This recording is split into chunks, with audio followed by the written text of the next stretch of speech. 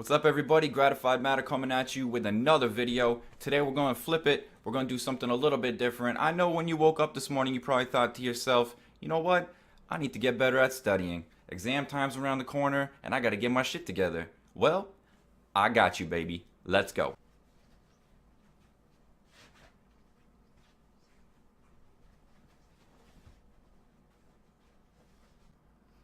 The key factor in being able to study effectively is essentially taking information from short-term memory and encoding it into long-term memory. Now, short-term memory is exactly that. It's very short. Long-term memory is more or less indefinite.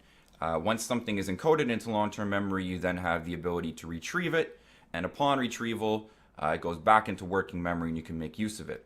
So, we're going to cover 5 key ways to encode things into long-term memory more effectively, be able to recall them or retrieve them, and make effective use of them. Starting with elaboration. Oh, baby. Elaboration is essentially taking what you're reading and thinking about it in terms of things that relate to you. So being able to elaborate upon something that you're reading it and make it more specific or relatable to something about you or that you're experienced or knowledgeable in. It's often also termed as the self-reference effect. In other words, being able to take something that you're learning about and make it more relatable to you specifically helps encode it into long-term memory. They believe that this is because your ability to encode something and then call upon it at a later date is based very heavily on your experience and knowledge of the thing that you're linking it to. Now, there's very few things that you know better than yourself. So if you have an ability to link the concepts or the information that you're learning about to you, it becomes that much easier to recall on later. Best practice number 2, generation and testing.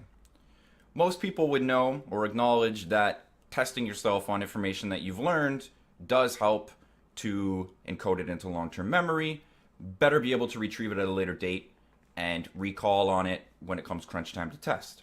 Now, that works. However, oftentimes the questions themselves are generated by others, your teacher, classmates, the textbook. What most people don't often do is create or generate the questions themselves. Research has shown that if you have a hand in actually creation of the testing material, in other words, creating the questions surrounding the material that you're studying yourself, and then later coming back to test yourself on that same question or theory and answering them, it actually encodes much stronger and retrieves much easier. Best practice number 3, organize. The goal of organization is to create a framework which relates some information to other information.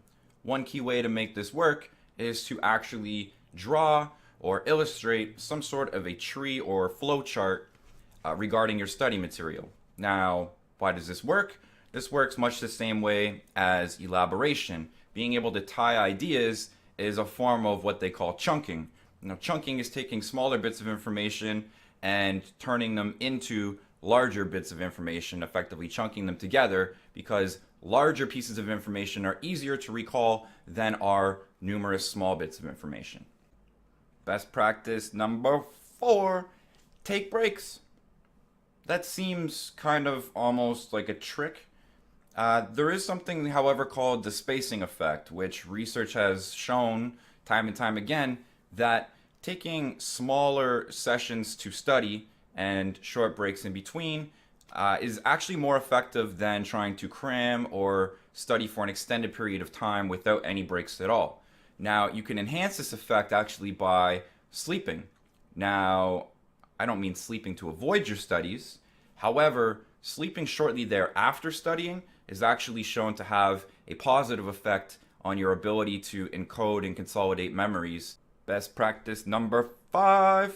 The final and most important aspect of improving your ability to study is avoiding illusions of learning. There are a number of things that the majority of students or academics do that seem as though they are helping you learn and encode and later be able to retrieve or recall that aren't actually beneficial. Those two things are namely reading and rereading and highlighting.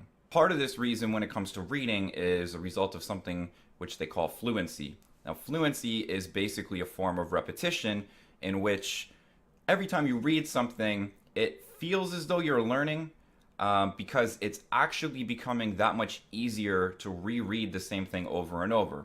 You also need to be wary of something called the familiarity effect. Now, this particular effect is similar to the fluency effect. Where it differs is that rather than just repeating something and your brain actually making it easier and easier to reread over and over again, the familiarity effect is different in that it leads to an illusion that you're actually learning something from the material when in fact it's just becoming more familiar to you each time you read it.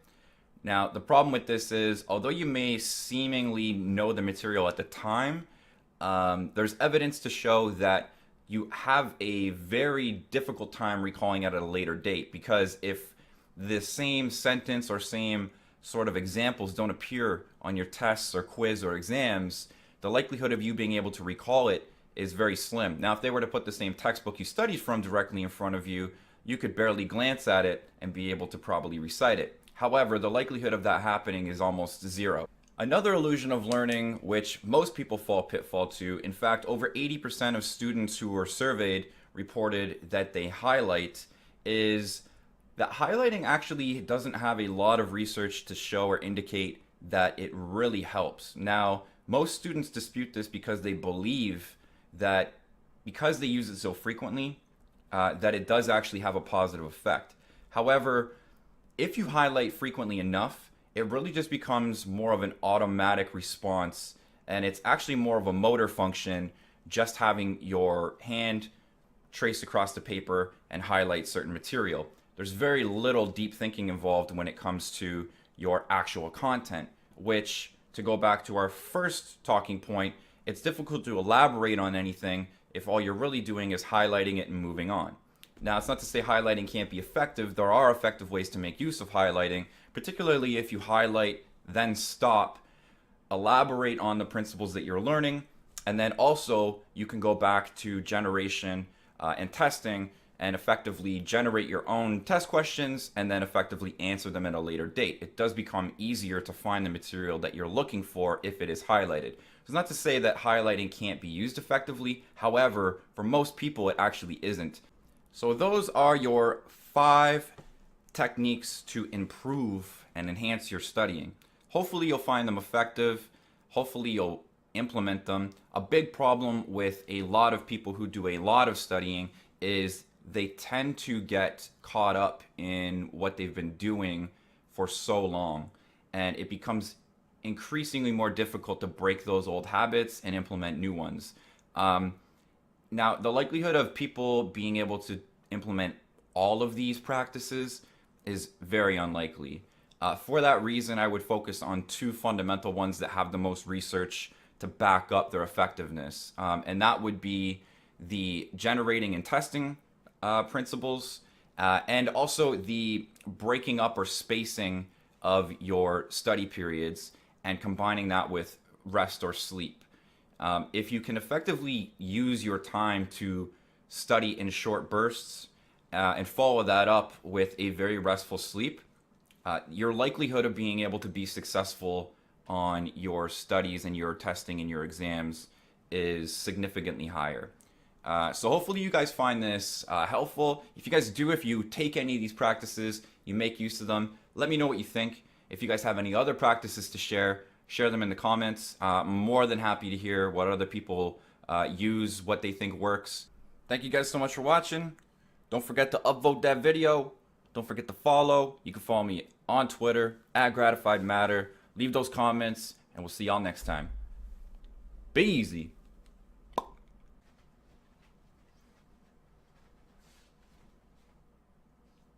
You good?